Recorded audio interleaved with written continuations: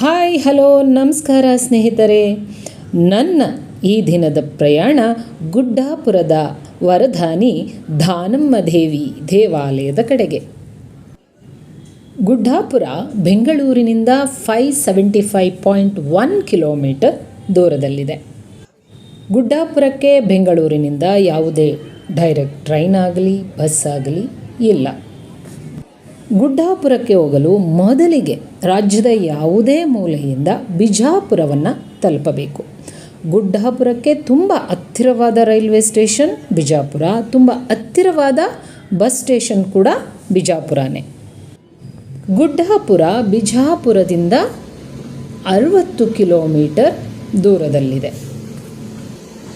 ನಾವು ಬೆಂಗಳೂರಿನ Majestic railway ನಿಲ್ದಾಣದಿಂದ ಪ್ರತಿದಿನ ಸಂಜೆ 6:30ಕ್ಕೆ ಹೊರಡುವ ಗೋಲ್ ಗುಂಬಸ್ ಎಕ್ಸ್ಪ್ರೆಸ್ನಲ್ಲಿ ಬಿಜಾಪುರದ ಕಡೆ ಹೊರಟೆವು. KSR ಮೆಜೆಸ್ಟಿಕ್ನಿಂದ ಬಿಜಾಪುರಕ್ಕೆ ಟ್ರೈನ್ ಟಿಕೆಟ್ ಚಾರ್ಜ್ ಬಂದು 390 ರೂಪೀಸ್. ಗೋಲ್ ಗುಂಬಸ್ ಮಧ್ಯಾಹ್ನ 3:30ಕ್ಕೆ ಮೈಸೂರಿನಿಂದ ಹೊರಡುತ್ತೆ. ನೀವೇನಾದರೂ ಚನ್ನಪಟ್ಟಣ, ರಾಮನಗರ, ಕೆಂಗೇರಿ ಇಂದ ಹೊರಡೋದಾದರೆ ಅಲ್ಲಿಂದನೇ ಟಿಕೆಟನ್ನು ವಿಜಯಪುರದವರೆಗೆ ಅಂದರೆ ಬಿಜಾಪುರದವರೆಗೆ ಬುಕ್ ಮಾಡ್ಕೋಬಹುದು. ಗುಡ್ಡಾಪುರ ಕರ್ನಾಟಕದ ಪಕ್ಕದ ರಾಜ್ಯವಾದ ಮಹಾರಾಷ್ಟ್ರ ರಾಜ್ಯದ ಸಾಂಗ್ಲಿ ಜಿಲ್ಲೆಯ ಜತ್ ತಾಲೂಕಿನ ಒಂದು ಪುಟ್ಟ ಗ್ರಾಮ. ಈ ಒಂದು ಗ್ರಾಮ 12ನೇ ಶತಮಾನದಲ್ಲಿ ಕನ್ನಡಿಗರಿಂದ ಕೂಡಿತ್ತು. ಭಾನುವಾರ ಸಂಜೆ 6:30ಕ್ಕೆ ಹೊರಟಂಥ ನಾವು ಬೆಳಗ್ಗೆ ಅಂದರೆ ಸೋಮವಾರ ಬೆಳಗ್ಗೆ 8:09 ಬಿಜಾಪುರ ರೈಲ್ವೆ ನಿಲ್ದಾಣವನ್ನು ತಲುಪಿದೆವು. ಬಿಜಾಪುರ ರೈಲ್ವೆ ನಿಲ್ದಾಣದಿಂದ ಬಿಜಾಪುರ ಸಿಟಿ ಬಸ್ ಸ್ಟಾಪ್ ಏನಿದೆ ಅದು 3 ಕಿಲೋಮೀಟರ್ ದೂರದಲ್ಲಿದೆ. ರೈಲ್ವೆ ನಿಲ್ದಾಣದಿಂದ ಬಿಜಾಪುರ ಸಿಟಿಗೆ ಬಸ್ಗಳು ಸಿಗುತ್ತೆ. ಆದರೆ ನಾವು ಟೈಮ್ ಆಗುತ್ತೆ ಅಂತ ಬಸ್ಗೆ ವೆಯ್ಟ್ ಮಾಡಿದೆ. ಆಟೋದಲ್ಲೇ ಸಿಟಿ ಬಸ್ ಸ್ಟಾಪ್ ಕಡೆ ಹೊರಟ್ವಿ. ಬಿಜಾಪುರ ರೈಲ್ವೆ ನಿಲ್ದಾಣದಿಂದ ಬಿಜಾಪುರ ಸಿಟಿ ಬಸ್ ಸ್ಟಾಪ್ಗೆ ಆಟೋದವರು 50 ರೂಪೀಸ್ ಚಾರ್ಜ್ ಮಾಡಿದ್ರು. ನಾವು ಯಾವುದೇ ರೂಮನ್ನು ಆನ್ಲೈನಲ್ಲಿ ಬುಕ್ ಮಾಡಿರಲಿಲ್ಲ. ಅದು ಹೇಗಿರುತ್ತೋ ಏನೋ ಅಂದ್ಕೊಂಡು ಆಟೋದವ್ರಿಗೆ ಹೇಳಿದ್ವಿ ಒಂದು ಒಳ್ಳೆ ಹೋಟೆಲ್ ಹತ್ರ ನಮ್ಮನ್ನು ಡ್ರಾಪ್ ಮಾಡಿ ಅಂತ. ಅದಕ್ಕೆ ಅವರು ಹೋಟೆಲ್ ಲಲಿತ ಮಹಲ್ ಹತ್ರ ಡ್ರಾಪ್ ಮಾಡಿದ್ರು. ನಾವು ಹೋಟೆಲ್ ಒಳಗಡೆ ಬಂದು ರೂಮ್ ಇದೆಯಾ ಅಂತ ವಿಚಾರಿಸಿದ್ವಿ. ಒಂದು ರೂಮ್ ಇದೆ ಅಂತ ಹೇಳಿದ್ರು, ನಾನ್ AC. ಸರಿ, ನಾವು ಆ ನಾನ್ AC ರೂಮನ್ನೇ ತೊಗೊಂಡ್ವಿ. ನಾನ್ AC ಡಬಲ್ ಕಾಟ್ ಅಂದರೆ ಸಿಂಗಲ್ ಇರೋದು, ಡಬಲ್ ಕಾಟ್ ಇರುತ್ತೆ ಸಪ್ರೇಟಾಗೆ, ಅದಿದೆ. ಅದಕ್ಕೆ ಒಂದು ದಿನಕ್ಕೆ 1200 ರೂಪೀಸ್ ಚಾರ್ಜ್ ಆಗುತ್ತೆ, ಪ್ಲಸ್ 150 GST ಅಂತ ಹೇಳಿದ್ರು. ಸ್ವಂತ ವಾಹನಗಳಲ್ಲಿ ಬರೋರಿಗೆ ಇಲ್ಲಿ ಪಾರ್ಕಿಂಗ್ ವ್ಯವಸ್ಥೆ ಕೂಡ ಇದೆ. ಹೋಟೆಲ್ ರೂಮ್ಗಳು ಸ್ವಲ್ಪ ಹಳೇದಾದರೂ ಕೂಡ ತುಂಬಾ ನೀಟಾಗಿ ಶುದ್ಧವಾಗಿ ಸ್ವಚ್ಛವಾಗಿ ಇಟ್ಟಿದ್ದಾರೆ. ಸಾಮಾನ್ಯವಾಗಿ ಇಲ್ಲಿ ಎಲ್ಲ ಹೋಟೆಲ್ಗಳಲ್ಲೂ ಸ್ನಾನಕ್ಕೆ ಹಾಟ್ ವಾಟರ್ ಇರೋದಿಲ್ಲ. ನಿಮ್ಗೆ ಹಾಟ್ ವಾಟರ್ ಬೇಕು ಅಂದರೆ ಹೋಟೆಲಲ್ಲಿ ರೂಮ್ ಬುಕ್ ಮಾಡೋದಕ್ಕಿಂತ ಮುಂಚೆ ಕೇಳಿ ಕನ್ಫರ್ಮ್ ಮಾಡಿಕೊಂಡು ಆಮೇಲೆ ರೂಮನ್ನು ಬುಕ್ ಮಾಡಿ. ನಾವು ರೂಮಿಗೆ ಬಂದು ಫ್ರೆಶ್ ಅಪ್ ಆಗಿ ಗುಡ್ಡಾಪುರದ ಕಡೆ ಹೊರಡಬೇಕು. ನಾವು ಅಲ್ಲಿ ಹೋಟೆಲಲ್ಲೇ ವಿಚಾರಿಸಿದ್ವಿ ಬಿಜಾಪುರದಿಂದ ಗುಡ್ಡಾಪುರಕ್ಕೆ ಎಷ್ಟು ಗಂಟೆಗೆ ಬಸ್ ಇದೆ ಅಂತ. ಆಗ ಅವ್ರು ಹೇಳಿದ್ರು ಬೆಳಗ್ಗೆ 6 ಗಂಟೆಯಿಂದನೇ ಬಸ್ ಸ್ಟಾರ್ಟ್ ಆಗುತ್ತೆ, ಎವ್ರಿ 1 ಅವರ್ಗೆ ಬಸ್ಗಳು ಹೊರಡುತ್ತೆ ಅಂತ. ನಾವು ಫ್ರೆಶ್ ಅಪ್ ಆಗಿ ಹೊರಗಡೆ ಬಂದಾಗ ಗೊತ್ತಾಯಿತು, ನೀವು ಇಂಟರ್ಸ್ಟೇಟ್ ಏನು ಬಸ್ಗಳಿದೆ ಅದು ಹೊಸ ಬಸ್ ಸ್ಟ್ಯಾಂಡಲ್ಲಿ ಸಿಗುತ್ತೆ, ಇಲ್ಲಿಲ್ಲ ಅಂತ. ಅನಂತರ ನಾವು ಆಟೋ ಹಿಡಿದು ಬಿಜಾಪುರದ ಹೊಸ ಬಸ್ ಸ್ಟಾಪ್ಗೆ ಬಂದ್ವಿ, ಅಂದರೆ ನ್ಯೂ ಬಸ್ ಸ್ಟಾಪ್ಗೆ ಬಂದ್ವಿ. ಹಳೆ ಬಸ್ ಸ್ಟಾಪಿಂದ ನ್ಯೂ ಬಸ್ ಸ್ಟಾಪ್ಗೆ ಬಸ್ಗಳಿದೆ, ಆದರೆ ನಮಗೆ ಲೇಟ್ ಆಗುತ್ತೆ ಅಂತ ಹೇಳಿ ನಾವೇನು ಮಾಡಿದ್ವಿ, ಆಟೋದಲ್ಲಿ ಬಂದ್ವಿ. ಯಾಕಂದರೆ ನಾವು ರೆಡಿ ಆಗೋಷ್ಟರಲ್ಲೇ ಆಲ್ರೆಡಿ 10 ಆಗಿತ್ತು. 10:30ಗೆ ಗುಡ್ಡಾಪುರಕ್ಕೆ ಬಸ್ ಇದೆ, ಅದು ಬಿಟ್ಟರೆ 11:30ಗೆ ಬಸ್ ಇರೋದು ಅಂತ ಹೇಳಿದ್ರು ಹೋಟೆಲವರು. ಆದ್ದರಿಂದ ನಾವು ಆಟೋವನ್ನು ಹಿಡಿದು ಹೊಸ ಬಸ್ ಸ್ಟಾಪ್ಗೆ ಬಂದ್ವಿ. ನ್ಯೂ ಬಸ್ ಸ್ಟಾಪ್ಗೆ ಬಂದು ನಾವು ಗುಡ್ಡಾಪುರದ ಬಸ್ ಬಗ್ಗೆ ಕೇಳಿದಾಗಲೂ ಅವರು ಹಾಗೆ ಅಂದರು, 9:30 ಬಸ್ ಹೋಗಿದೆ, ನೆಕ್ಸ್ಟ್ ಬಸ್ 10:30ಗೆ ಬರುತ್ತೆ, ವೆಯ್ಟ್ ಮಾಡಿ ಅಂತ ಹೇಳಿ. ಪ್ಲಾಟ್ಫಾರಮ್ ನಂಬರ್ 3 ಇಂದ ಗುಡ್ಡಾಪುರಕ್ಕೆ ಬಸ್ಗಳು ಹೊರಡುತ್ತೆ. ನೀವು ಪ್ಲ್ಯಾಟ್ಫಾರ್ಮ್ ನಂಬರ್ 3ಯಲ್ಲಿ ವೆಯ್ಟ್ ಮಾಡಿ ಅಂತ ಹೇಳಿದರು. ನಾವು ಪ್ಲ್ಯಾಟ್ಫಾರ್ಮ್ ನಂಬರ್ 3ಯಲ್ಲಿ ಬರೋ ಅಷ್ಟರಲ್ಲೇ ಗುಡ್ಡಾಪುರದ ಕಡೆ ಹೋಗುವ ಬಸ್ ಬಂತು. ಈಗಿನ ಮಹಾರಾಷ್ಟ್ರದಲ್ಲಿರುವ ಗುಡ್ಡಾಪುರ ಬಿಜಾಪುರದಿಂದ 60 ಕಿಲೋಮೀಟರ್ ದೂರದಲ್ಲಿದೆ. ಇಲ್ಲಿ ಸುಮಾರು 12ನೇ ಶತಮಾನದಲ್ಲಿ ಸಾಕಷ್ಟು ಕನ್ನಡಿಗ ರೈತಾಪಿ ಜನಾಂಗಗಳು ಇಲ್ಲಿ ವಾಸ ಮಾಡ್ತಾ ಇದ್ರಂತೆ. ಜತ್ತ ಎನ್ನುವ ಒಂದು ತಾಲೂಕು ನಾವು ಕರ್ನಾಟಕದ ಒಂದು ಗಡಿಭಾಗವನ್ನು ದಾಟಿದ ತಕ್ಷಣ ಸಿಗುವಂತಹ ಮಹಾರಾಷ್ಟ್ರದ ಗಡಿಭಾಗ ಜತ್ತ. ನಾವು ಅಂದ್ಕೊಂಡ್ವಿ ಇದು ಇಂಟರ್ ಸ್ಟೇಟ್ ಟ್ರಾವೆಲ್ ಅಲ್ವಾ, ಟಿಕೆಟ್ ತೊಗೋಬೇಕಾಗತ್ತೆ ಅಂತ ಕಂಡಕ್ಟರ್ನ ಕೇಳಿದ್ವಿ. ಆಗ ಅವ್ರು ಹೇಳಿದ್ರು, ನಿಮ್ಮ ಹತ್ರ ಆಧಾರ್ ಐ ಡಿ ಇದ್ದರೆ ಕೊಡಿ, ಕರ್ನಾಟಕದ ಬಾರ್ಡರ್ವರೆಗೂ ಟಿಕೆಟ್ ಇರೋದಿಲ್ಲ, ಆ ಬಾರ್ಡರ್ ಬಂದ ಮೇಲೆ ನಿಮಗೆ ಗುಡ್ಡಾಪುರಕ್ಕೆ ಟಿಕೆಟನ್ನು ಇಶ್ಯೂ ಮಾಡ್ತೀವಿ ಅಂತ. ನಾವು ಬಿಜಾಪುರದಿಂದ ಕರ್ನಾಟಕದ ಬಾರ್ಡರ್ ಎಲ್ಲಿಗೆ ಬರುತ್ತೋ ಅಲ್ಲಿವರೆಗೂ ಆಧಾರ್ ಕಾರ್ಡ್ ಕೊಟ್ಟು ಫ್ರೀ ಟಿಕೆಟನ್ನು ತೊಗೊಂಡ್ವಿ. ಅನಂತರ ಮಹಾರಾಷ್ಟ್ರ ಗಡಿ ಪ್ರಾರಂಭವಾಗ್ತಿದ್ದಾಗೆ ಗುಡ್ಡಾಪುರಕ್ಕೆ ಟಿಕೆಟನ್ನು ತೊಗೊಂಡ್ವಿ ದುಡ್ಡು ಕೊಟ್ಟು. ಸ್ವಂತ ವಾಹನದಲ್ಲಿ ಬಂದರೆ ಮೊದಲಿಗೆ ಉಮರಾಣಿಯನ್ನು ತಲುಪಿ ಅನಂತರ ಉಮರಾಣಿಯಿಂದ ಗುಡ್ಡಾಪುರವನ್ನು ತಲುಪಬಹುದು. ಉಮರಾಣಿ ದಾನಮ್ಮ ದೇವಿ ಹುಟ್ಟಿದಂತಹ ಸ್ಥಳ. ನಾವು ಬಸ್ಸಲ್ಲಿ ಬರ್ತಿರೋದ್ರಿಂದ ಮೊದಲಿಗೆ ನಾವು ಉಮರಾಣಿಗೆ ಹೋದರೆ ಗುಡ್ಡಾಪುರಕ್ಕೆ ಹೋಗೋದು ತಡ ಆಗುತ್ತೆ ಅಂತ ಹೇಳಿ ನಾವು ಡೈರೆಕ್ಟಾಗಿ ಗುಡ್ಡಾಪುರದ ಕಡೆ ಹೊರಟಿದ್ವಿ. ಅದು ಅಲ್ಲದೆ ಗುಡ್ಡಾಪುರದಿಂದ ವಿಜಯಪುರಕ್ಕೆ ಅಂದರೆ ಬಿಜಾಪುರಕ್ಕೆ ಲಾಸ್ಟ್ ಬಸ್ 4:15 ಅದಾದಮೇಲೆ ಬಸ್ ಇಲ್ಲ ಅಂತ ಹೇಳಿದರು. ನಾವು ಆಲ್ರೆಡಿ 10:30ಗೆ ಹೊರಟಿದ್ದೀವಿ. 2 ಅವರ್ಸ್ ಜರ್ನಿ ಅಂದರು. 12:30ಗೆ ರೀಚ್ ಆಗ್ತೀವಿ. ದರ್ಶನ ಮಾಡಿ ಬರೋದಕ್ಕೆ ಟೈಮ್ ಆಗುತ್ತೆ ಅಂತ ಹೇಳಿ ಮೊದಲಿಗೆ ನಾವು ಗುಡ್ಡಾಪುರಕ್ಕೆ ಹೊರಟಿದ್ದೇವೆ. ದಾನಮ್ಮ ದೇವಿಯ ಬರ್ತ್ ಪ್ಲೇಸ್ ಆದಂತಹ ಉಮರಾಣಿ ಕೂಡ ಮಹಾರಾಷ್ಟ್ರ ರಾಜ್ಯದ ಸಾಂಗ್ಲಿ ಜಿಲ್ಲೆಯ ಜತ್ ತಾಲೂಕಿನಲ್ಲೇ ಇದೆ. ದಾನಮ್ಮ ದೇವಿ ಸುಮಾರು 12ನೇ ಶತಮಾನದಲ್ಲಿ ಜೀವಿಸಿದ್ದಳು. ವಚನ ಪಿತಾಮಹ, ಕ್ರಾಂತಿಕಾರಿ ಅಣ್ಣ ಬಸವಣ್ಣನವರ ಸಮಕಾಲೀನಳು ಈಕೆ. ದಾನಮ್ಮಳ ಮೂಲ ಹೆಸರು ಲಿಂಗಮ್ಮ. ಲಿಂಗಮ್ಮಳ ದಾನ ನಿಷ್ಠೆಯನ್ನು ನೋಡಿದಂತಹ ಬಸವಣ್ಣನವರು ಲಿಂಗಮ್ಮಳಿಗೆ ದಾನಮ್ಮ ಎಂಬ ಬಿರುದನ್ನು ನೀಡುತ್ತಾರೆ. ಇತಿಹಾಸದ ಪುಟಗಳಲ್ಲಿ ದಾಖಲಿಸಿರುವಂತೆ ಮಹಾರಾಷ್ಟ್ರ ರಾಜ್ಯದ ಸಾಂಗ್ಲಿ ಜಿಲ್ಲೆಯ ಜತ್ ತಾಲೂಕಿನ ಉಮರಾಣಿಯಲ್ಲಿ ವಾಸಿಸುತ್ತಿದ್ದ ಕೃಷಿಕರಾದ ಅನಂತರಾಯ ಮತ್ತು ಶಿರಸಮ್ಮ ದಂಪತಿಗಳಿಗೆ ಬಹಳ ಕಾಲ ಮಕ್ಕಳಿರಲಿಲ್ಲವಂತೆ. ಗುಡ್ಡಾಪುರಕ್ಕೆ ರೀಚ್ ಆದ್ವಿ. ಗುಡ್ಡಾಪುರದ ಬಸ್ ಸ್ಟಾಪ್ನ ಮುಂಭಾಗದಲ್ಲೇ ಯಾತ್ರಿ ನಿವಾಸ್ ಇದೆ. ಇಲ್ಲಿ ಪರ್ ಡೇಗೆ 600 ರೂಪೀಸ್ ತಗೋತಾರೆ ಒಂದು ರೂಮಿಗೆ. ಬಿಜಾಪುರದಲ್ಲಿ ಉಳಿದುಕೊಳ್ಳದೆ ನೇರವಾಗಿ ಗುಡ್ಡಾಪುರಕ್ಕೆ ಬಂದರೆ ಯಾತ್ರಿ ನಿವಾಸಲ್ಲಿ ಉಳಿದುಕೊಳ್ಳಬಹುದು. ಇಲ್ಲಿ ದಾನಮ್ಮ ದೇವಿಗೆ ಮಡಿಲಕ್ಕಿ ಕೊಡುವುದು ತುಂಬಾ ವಿಶೇಷ. ಆದ್ದರಿಂದ ನಾವು ಕೂಡ ಅಂಗಡಿಗೆ ಹೋಗಿ ಮಡಿಲಕ್ಕಿಯನ್ನು ಕೊಂಡ್ಕೊಂಡ್ವಿ. ಎಲ್ಲ ಸಾಮಾನನ್ನು 1/4 kg ತೊಗೊಂಡ್ರೆ 160 ರೂಪೀಸ್ ಮಡಿಲಕ್ಕಿ ಸೆಟ್ಟಿಗೆ. ಅದೇ ಅರ್ಧ kg ತೊಗೊಂಡ್ರೆ ಒಂದು ಸೆಟ್ಟಿಗೆ 300 ರೂಪಾಯಿ ಚಾರ್ಜ್ ಮಾಡ್ತಾರೆ ಇಲ್ಲಿ. ದಾನಮ್ಮ ತಾಯಿಗೆ ಒಬ್ಬಟ್ಟಿನ ನೈವೇದ್ಯ ತುಂಬಾ ವಿಶೇಷ. ಅಲ್ಲದೆ ದಾನಮ್ಮ ದೇವಿ ಪ್ರಾರಂಭಿಸಿದ ಅನ್ನದಾಸೋಹ ಇಂದು ಕರ್ನಾಟಕ ಸರ್ಕಾರದ ಧಾರ್ಮಿಕ ದತ್ತಿ ಇಲಾಖೆಯಿಂದ ಮುಂದುವರೆದುಕೊಂಡು ಹೋಗುತ್ತಿದೆ.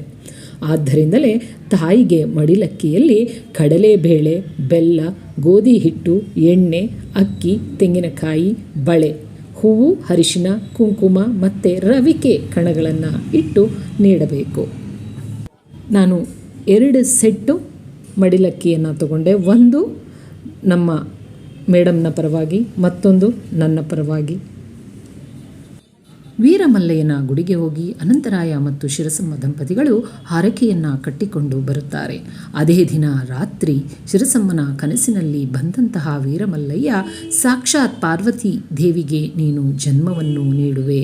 ಆ ಮಗು ಸಾಮಾನ್ಯ ಮಕ್ಕಳಂತೆ ಅಳುವುದಿಲ್ಲ ಹಾಗೂ ಲಿಂಗ ಧಾರಣೆ ಮಾಡುವವರೆಗೂ ಹಾಲನ್ನಾಗಲಿ ನೀರನ್ನಾಗಲಿ ಸೇವಿಸುವುದಿಲ್ಲ ಎಂದು ಹೇಳುತ್ತಾರೆ. ಅದಾದ ಕೆಲವು ಮಾಸಗಳಲ್ಲಿಯೇ ಶಿರಸಮ್ಮ ಮುದ್ದಾದ ಹೆಣ್ಣು ಮಗುವಿಗೆ ಜನ್ಮವನ್ನು ನೀಡುತ್ತಾಳೆ. ದೇವಾಲಯದ ಒಳಗಡೆ ಬರ್ತಿದ್ದಾಗೆ ಎಡಭಾಗದಲ್ಲಿ ಡಬ್ಬಗಳನ್ನು ಜೋಡಿಸಿರ್ತಾರೆ. ನಾವು ಏನು ಮಡ್ಲಕ್ಕಿಗೆ ಅಂತ ತೊಗೊಂಡಿರ್ತೀವೋ ಅದನ್ನು ಆ ಡಬ್ಬಗಳಲ್ಲಿ ಹಾಕಬೇಕು. ಬೇಳೆ ಒಂದು ಡಬ್ಬ, ಅಕ್ಕಿ ಒಂದು ಡಬ್ಬ, ಬೆಲ್ಲ, ಎಣ್ಣೆ, ಈ ರೀತಿ ಇದನ್ನು ಅನ್ನದಾನಕ್ಕೆ ಉಪಯೋಗಿಸ್ತಾರೆ. ಸಾಕ್ಷಾತ್ ವೀರಮಲ್ಲಯ್ಯನೇ ಜಂಗಮನಂತೆ ವೇಷ ಧರಿಸಿ ಅನಂತರಾಯರ ಮನೆಗೆ ಬಂದು ಮಗುವಿಗೆ ಲಿಂಗಧಾರಣೆ ಮಾಡಿ ಲಿಂಗಮ್ಮ ಎಂದು ನಾಮಕರಣವನ್ನು ಮಾಡುತ್ತಾರೆ. ತನ್ನ ಮಾತಾಪಿತೃಗಳ ಅಪ್ಪಣೆಯನ್ನು ಪಡೆದು ಕಾಲ್ನಡಿಗೆಯಲ್ಲಿ ಯಾತ್ರೆ ಕೈಗೊಂಡು ಶ್ರೀಶೈಲಕ್ಕೆ ಬಂದು ಮಲ್ಲಿಕಾರ್ಜುನನನ್ನು ಆರಾಧಿಸುತ್ತಾಳೆ. ಬಾಲ್ಯದಲ್ಲಿಯೇ ತನ್ನ ಗುರುಗಳಿಂದ ದೃಷ್ಟಿ ಯೋಗದ ಬಗ್ಗೆ ಕೇಳಿ ತಿಳಿದುಕೊಂಡಿದ್ದ ಲಿಂಗಮ್ಮಳಿಗೆ ದೃಷ್ಟಿ ಯೋಗ ಕಲಿಯುವ ಆಸೆ. ತಮ್ಮ ಗುರುಗಳಿಂದಲೇ ದೃಷ್ಟಿ ಯೋಗ ಕಲಿಸಬಲ್ಲ ಗುರುಗಳು ಯಾರು ಎಂದು ಕೇಳಲು ಅವರು ಸೊನ್ನಲಾಪುರದ ಸಿದ್ದರಾಮೇಶ್ವರರ ಹೆಸರನ್ನು ಹೇಳಿ ಅವರನ್ನು ಲಿಂಗಮ್ಮಳಿಗೆ ಭೇಟಿ ಮಾಡಿಸುತ್ತಾರೆ. ಸಿದ್ದರಾಮರನ್ನು ಭೇಟಿಯಾದ ಲಿಂಗಮ್ಮ ತನಗೆ ದೃಷ್ಟಿಯೋಗವನ್ನು ಕಲಿಸುವಂತೆ ಸಿದ್ದರಾಮರಲ್ಲಿ ಕೇಳಿಕೊಳ್ಳುತ್ತಾಳೆ. ದೃಷ್ಟಿಯೋಗವನ್ನು ಕಲಿತವರು ಒಳ್ಳೆಯ ಕೆಲಸಗಳಿಗಿಂತ ಕೆಟ್ಟ ಕಾರ್ಯಗಳಿಗೆ ಬಳಸುವುದೇ ಹೆಚ್ಚು ಎನ್ನುವ ಆತಂಕ ಸಿದ್ದರಾಮೇಶ್ವರರಲ್ಲಿರುತ್ತದೆ. ಅಲ್ಲದೆ ತಾನು ಹೇಳಿಕೊಟ್ಟ ವಿದ್ಯೆ ಜನರ ಕಲ್ಯಾಣಕ್ಕೋಸ್ಕರ ಇರಬೇಕೇ ಹೊರತು ಮತ್ಯಾವುದೇ ಕಾರ್ಯಕ್ಕಲ್ಲ ಎಂಬ ಅಭಿಲಾಷೆಯನ್ನು ಸಿದ್ದರಾಮೇಶ್ವರರು ಲಿಂಗಮ್ಮರಿಗೆ ಹೇಳುತ್ತಾರೆ. ದೇವಾಲಯದ ಒಳಭಾಗವನ್ನು ಪ್ರವೇಶಿಸುತ್ತಿದ್ದಾಗೆ ಮೊದಲಿಗೆ ಸಿಗೋದೆ ಸೋಮೇಶ್ವರರ ಗುಡಿ. ದಾನಮ್ಮ ತನ್ನ ಕಡೆಯ ದಿನಗಳನ್ನು ಕಳೆದದ್ದು ಈ ಸೋಮೇಶ್ವರ ಗುಡಿಯಲ್ಲಿಯೇ. ಸಿದ್ದರಾಮೇಶ್ವರರ ಅಭಿಲಾಷೆಯನ್ನು ಅರಿತ ಲಿಂಗಮ್ಮ ತಾನು ದೃಷ್ಟಿಯೋಗವನ್ನು ಕಲಿತು ಅದನ್ನು ಜನರ ಕಲ್ಯಾಣಕ್ಕಾಗಿ ಮಾತ್ರ ಉಪಯೋಗಿಸುವುದಾಗಿ ಸಿದ್ದರಾಮೇಶ್ವರರಲ್ಲಿ ಭರವಸೆಯನ್ನು ಮೂಡಿಸುತ್ತಾಳೆ. ಲಿಂಗಮ್ಮಳ ಮಾತಿನಿಂದ ಸಂತುಷ್ಟರಾದ ಸಿದ್ದರಾಮೇಶ್ವರರು ಲಿಂಗಮ್ಮಳಿಗೆ ದೃಷ್ಟಿಯೋಗ ವಿದ್ಯೆಯನ್ನು ಹೇಳಿಕೊಡುವುದರ ಜೊತೆಗೆ ಅವರಿಗೂ ಕಲ್ಯಾಣದ ಬಸವಣ್ಣನವರ ಅನುಭವ ಮಂಟಪಕ್ಕೂ ಇರುವ ಬಾಂಧವ್ಯವನ್ನು ಲಿಂಗಮ್ಮಳ ಜೊತೆ ಹಂಚಿಕೊಳ್ಳುತ್ತಾರೆ. ಬಸವ ತತ್ವಗಳಿಂದ ಪ್ರಭಾವಿತಳಾದ ಲಿಂಗಮ್ಮ ತಾನೂ ಕೂಡ ಬಸವಣ್ಣನವರು ಮತ್ತು ಅನುಭವ ಮಂಟಪದ ಇತರ ಶರಣರನ್ನು ಕಾಣಲು ಉತ್ಸುಕಳಾಗಿ ಕಲ್ಯಾಣಕ್ಕೆ ಹೊರಟು ನಿಲ್ಲುತ್ತಾಳೆ. ಕಲ್ಯಾಣಕ್ಕೆ ತಲುಪುವ ಮಾರ್ಗ ಮಧ್ಯದಲ್ಲಿ ಗುಡಿಸಲೊಂದನ್ನು ಕಂಡು ಅದರ ಹೊಳಹೊಕ್ಕು ನೋಡಿದಾಗ ಅಲ್ಲಿ ಒಬ್ಬ ಹೆಂಗಸು ನಿರ್ಗತಿಗಳಾಗಿ ರೋಗಗ್ರಸ್ತಳಾಗಿ ಬಿದ್ದುಕೊಂಡಿರುವುದನ್ನು ನೋಡಿ ಮರುಗಿ ಲಿಂಗಮ್ಮ ಅಲ್ಲಿಯೇ ಅವಳ ಸೇವೆಗೆ ನಿಂತು ಅವಳ ರೋಗವನ್ನು ಗುಣಪಡಿಸಿ ಅವಳ ಮನೋರೋಗಕ್ಕೆ ಕಾರಣ ಅವಳ ಗಂಡ ಬಿಟ್ಟು ಹೋಗಿರುವುದು ಎಂದು ತಿಳಿದು ಅವಳ ಗಂಡನನ್ನು ಹುಡುಕಿ ಕರೆತಂದು ಅವರ ಮುರಿದಿದ್ದ ಸಂಸಾರವನ್ನು ಸರಿ ಮಾಡುತ್ತಾಳೆ. ದಾನಮ್ಮ ದೇವಿ ದೇವಾಲಯವು ಪ್ರತಿದಿನ ಬೆಳಗ್ಗೆ 4:30ರಿಂದ ರಾತ್ರಿ 9 ಗಂಟೆಯವರೆಗೂ ತೆರೆದಿರುತ್ತೆ. ಈ ಒಂದು ದೇವಾಲಯದ ವಿಶೇಷತೆ ದಾನಮ್ಮ ದೇವಿಗೆ ನಡೆಯುವಂತಹ ತ್ರಿಕಾಲ ಪೂಜೆ. ಬೆಳಗಿನ ಪೂಜೆ ಅರ್ಲಿ ಮಾರ್ನಿಂಗ್ 4:30ಗೆ ಸ್ಟಾರ್ಟ್ ಆಗಿ 6 o'clock ಒಳಗೆ ನಡೆಯುತ್ತೆ. ಈ ಸಮಯದಲ್ಲಿ ದೇವಿಗೆ ಬಾಲ್ಯಾವಸ್ಥೆಯ ಅಲಂಕಾರವನ್ನು ಮಾಡಲಾಗುತ್ತದೆ.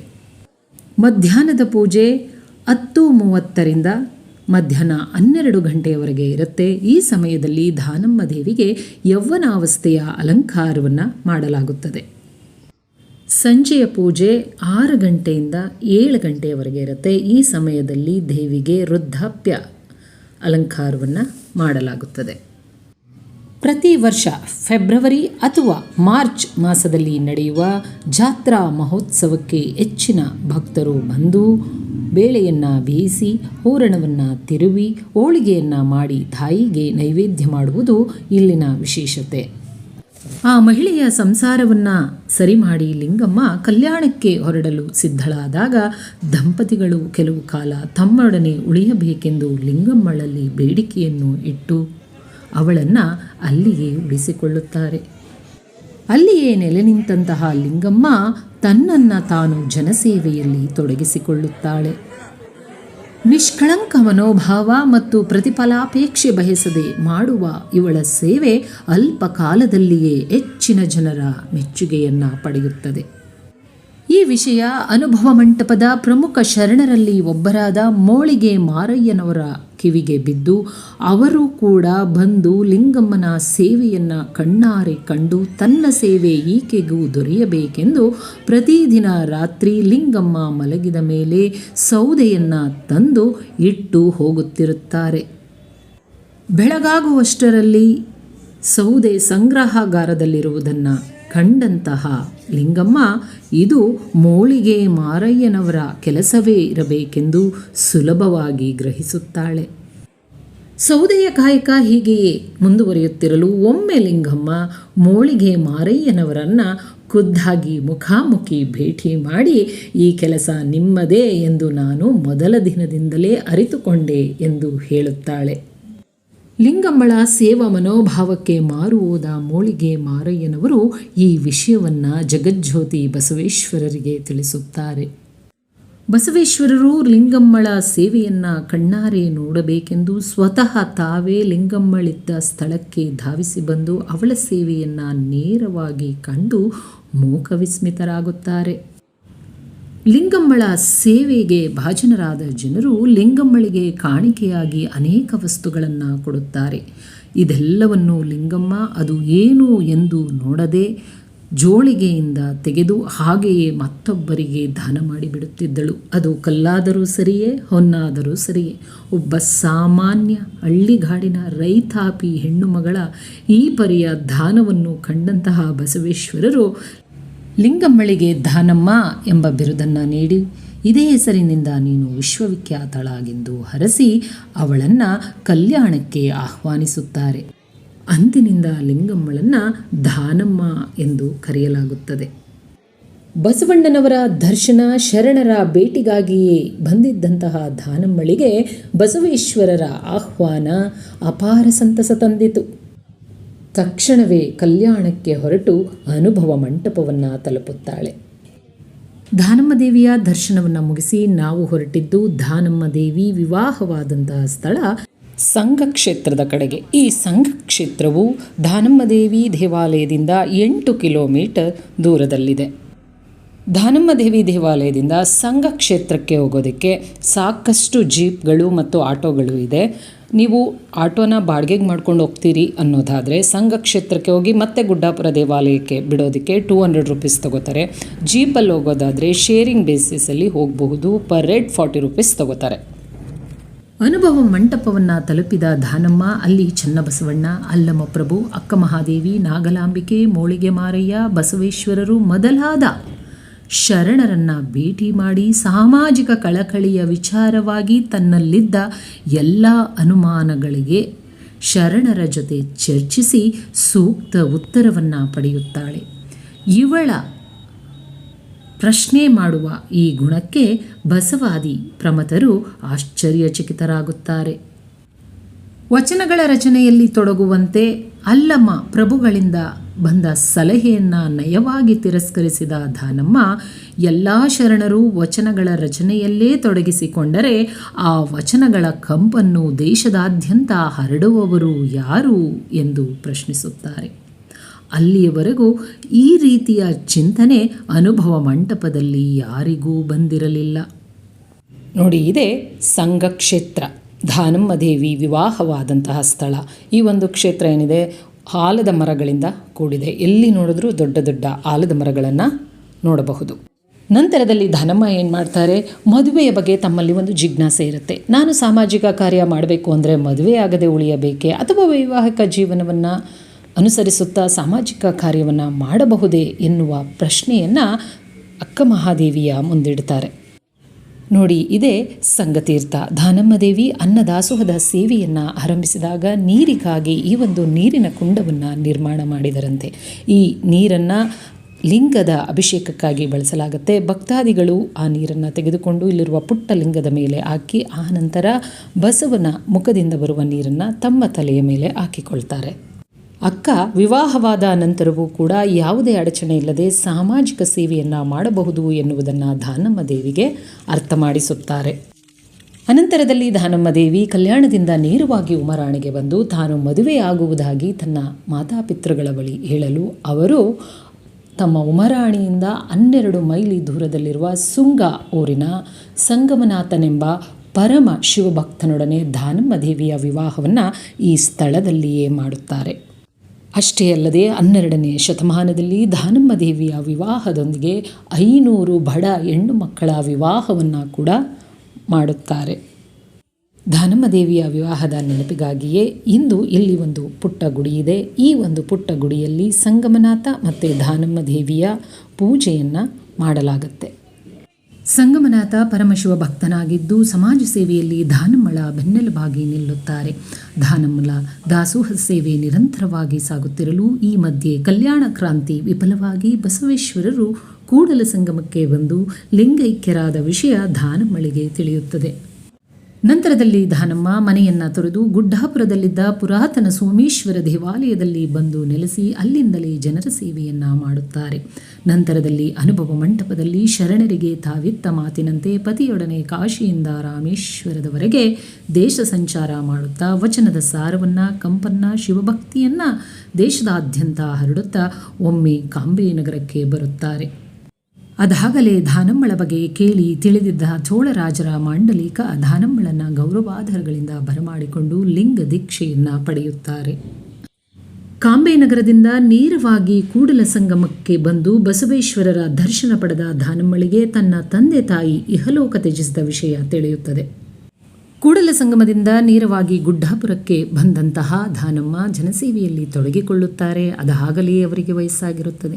ಒಮ್ಮೆ ಶಿವಪೂಜೆ ಮಾಡುವಾಗ ಅಂತಃಶಕ್ತಿಯ ಕರೆಯನ್ನು ಕೇಳಿ ತಾನು ಇಲ್ಲಿಗೆ ಬಂದ ಕಾರ್ಯ ಮುಗಿಯಿತು, ತನಗೆ ಸಮಾಧಿಯನ್ನು ಸಿದ್ಧಪಡಿಸುವಂತೆ ಹೇಳಿ ಅಂದೇ ತನ್ನ ಅಪಾರ ಭಕ್ತ ಸಂಕುಲವನ್ನು ತೊರೆದು ದಾನಮ್ಮ ದೇವಿ ಸಮಾಧಿಯಾಗುತ್ತಾರೆ.